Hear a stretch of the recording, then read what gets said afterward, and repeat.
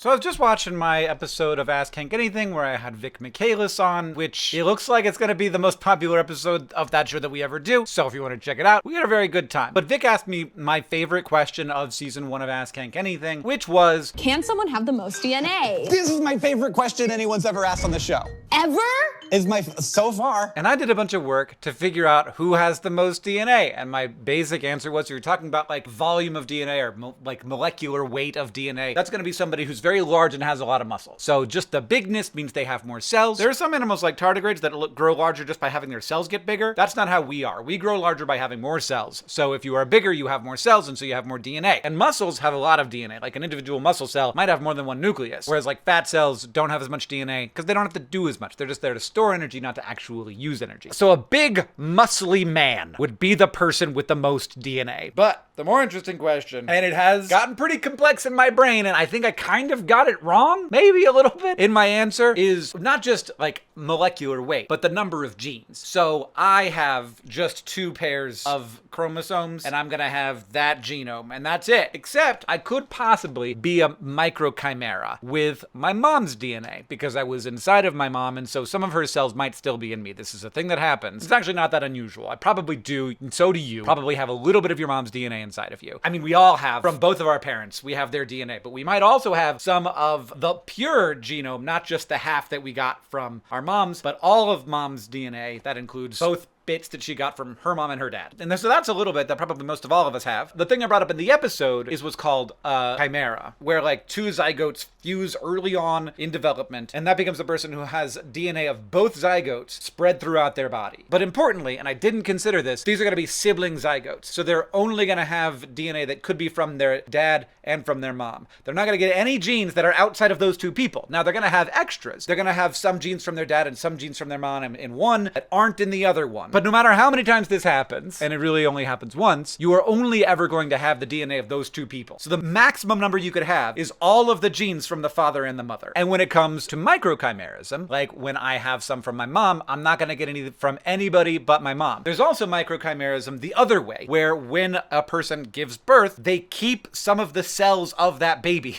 Forever. I mean, for a long time anyway. It's not actually clear whether it's forever, but for a long time, they could establish a, like, dividing colony of cells, and they can show up all over the body. You can find them in the thyroid, you can find them in the brain, you can find them in the liver, you can find them in the blood. This is wild. But, again, half that DNA is going to come from you, so that's not new genome. And the other half is going to come from the other parent. And that might be more than one. So if a woman has a bunch of babies from different fathers, then in that circumstance, there's going to be a bunch of fetal microchimera cells inside of that person living in their body, and they're going to have parts of the genomes of that other guy. Now, this is stretching it, but like there's 8 billion people on Earth, so there's probably folks who have a lot of babies from a lot of baby daddies. But if you have one daughter, you've got to understand that she is by the same father as herself. So that's fun, but these are very small populations of cells, but this isn't what we're talking. Like, the question is the most genes from the most sources. So maybe the person with the most DNA, and I'm going to give you another option after this, but maybe the person with the most DNA in terms of individual genes is somebody who has many different fetal cells from several different fathers, because they've had like 14 babies, and they've all crossed the placental wall into the body and taken up residence permanent, or at least semi-permanently. Like they're in there and they're not being destroyed. The body has learned to tolerate them. Now these cells are going to be a vanishingly small percentage of the total cells in the body, but that's not what we're talking about. The rule we established for this second thing, so you got the big muscly man who just has the most by kilodaltons, by like molecular weight of DNA. But then you have this other situation where it's like we're looking at individual genes, and in that case, fetal microchimerism probably is the thing that's doing it. But there's another option, which I didn't consider and is important to consider, which is people who have received various organ donations. So if you have like a kidney inside of you that's not yours, that still has the cells of another person in it, which is why you have to take transplant drugs so that your body doesn't reject it. And in the same way, even more so, even if you have had a bone marrow transplant, then you definitely have the cells of another person. Those blood cells, all the blood cells in your body, including the white blood cells, are derived from the donor. So you've had all the bone marrow in your body killed, and then you got new bone marrow put into the side of your body, and then that colonized your bones, and you've got new bone marrow from these other people. And it's possible that you have had that twice. I don't think that anybody's ever had 3 bone marrow transplants. I know people have 2 bone marrow transplants. I think by the time you have 2, they kind of say doing another one's just just going to do more harm than good. At this point, whatever blood cancer you have is just too robust and able to withstand treatment that doing a third won't work. But in that case, if you've had two, then you have all of your cells, and then you have the bone marrow cells of your first donor, which are entirely a different genome, not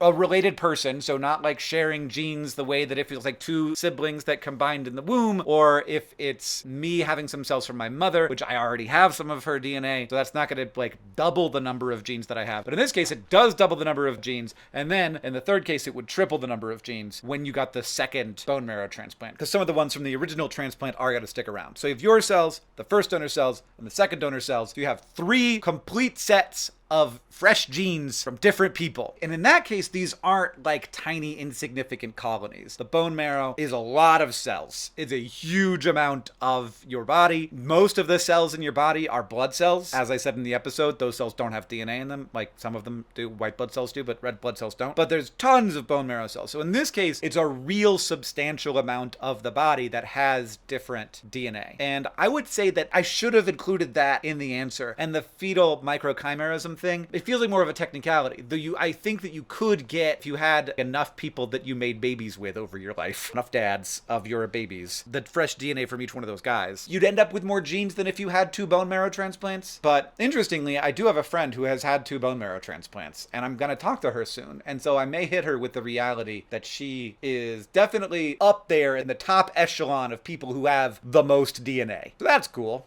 and weird. Okay, I had already made this video. I was out of town, ready to upload, but then I got an email, and this guy, Eddie, let me know that in fact, there are times when bone marrow transplants don't fully take, so part of this person's bone marrow is gonna be from a donor, but then they have to do another one, and the most he's ever seen that done is 4 times, meaning that probably it's been done 5, just because he's personally seen it done 4 times. And if a person has had 5 different bone marrow donors, which seems possible, then I'm willing to say that that person is the person who has the most DNA. And if that's happened to more than one person, then the one who has given birth, because then they will also have this embryonic microchimerism going on. So they'll have their own genome, the genomes of 5 other people bumping around in their bone marrow, and then also some microchimerism going on. And then also maybe if there's more than one of those, it's the one who's largest, who just has the most inches or otherwise the most cells, is the person with the most DNA, I think. If you'd like to call me out on that and give me another reason why I might be wrong about this, let me know. And now we're gonna play Connections, but first, I was recently reminded, not everybody knows that I have written novels. I wrote 2 novels. The first one, An Absolutely Remarkable Thing, and its sequel, A Beautifully Foolish Endeavor. So here it is on Amazon, 9,000 ratings. It has sold pretty well. We've got John Scalzi here saying, funny, thrilling, an absolute blast to read. That's a big deal for me because I love myself some John Scalzi. Lev Grossman says, pure book joy. This read is timely and sorely needed. Now, this was from 2018, but I keep hearing from people, this book is about the internet. It's about what it's like to be a person on the internet, and it is also a first contact story. It is also a science fiction book, but is it? Kind of, but also no. I got a starred review in Kirkus. That was a really big deal for me. Green applies wit, affection, and cultural intelligence to a comic sci-fi novel, a fun contemporary adventure that cares about who we are as humans, especially when faced with remarkable events. And we just keep being faced with remarkable events. This book is available on Audible. This book is available as an ebook.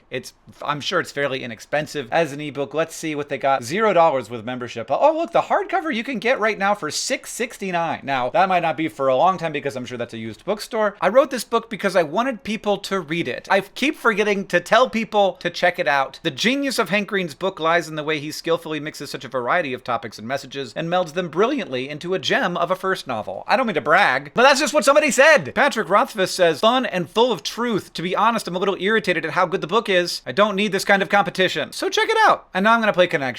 Contact. That's a book. Number is probably a book. Exchange, insurance, arrival. Arrival and Contact are science fiction movies. College, market, position, almanac, flight, dealings, team, gate, tan, destination, interaction. Well, this turned out to be nothing. Arrival, flight, destination. Is there a 4th one? Gate. It's things that they put on the board at the airport. Excellent. That seems yellowy to me, but maybe not. Market, dealings, almanac, insurance, interaction, exchange, dealings, market. I feel like there's something there, some kind of like finance thing. Exchange, dealings, interaction, and market. I don't know, that feels like something. Tan, position, number, college. Position number, college. Team. Those are sports things. The position you play, your number, your college, and your team. That's what like they show you when the little robots jumping around on Fox and it shows the guy's name. So I got two. I think I've got two.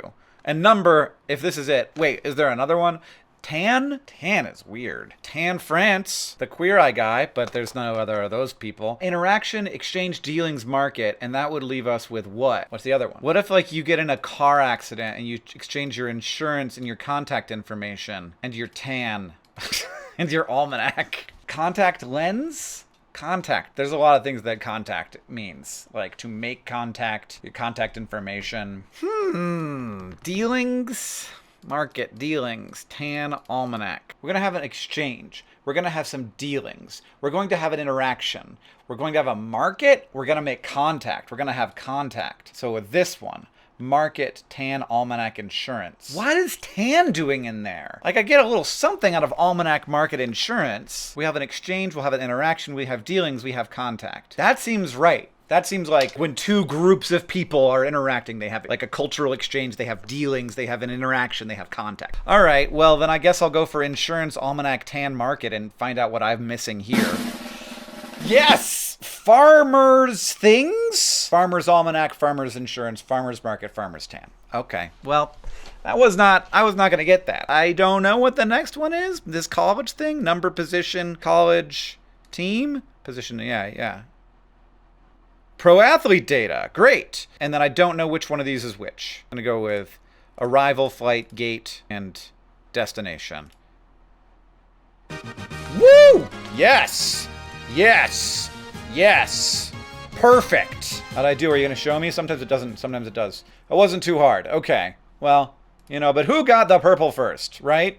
Tell me. Not a lot of people. But, New York Times people did not get pro athlete data. I actually got that. I watch sports sometimes. All right, I'm going to send this to my wife. Check out my book. Just check it out. Go to the website and see if maybe you want to buy it. They're cheap now because it's been out for a while. I wrote books, novels. I'd love to have as many readers as possible. Thanks.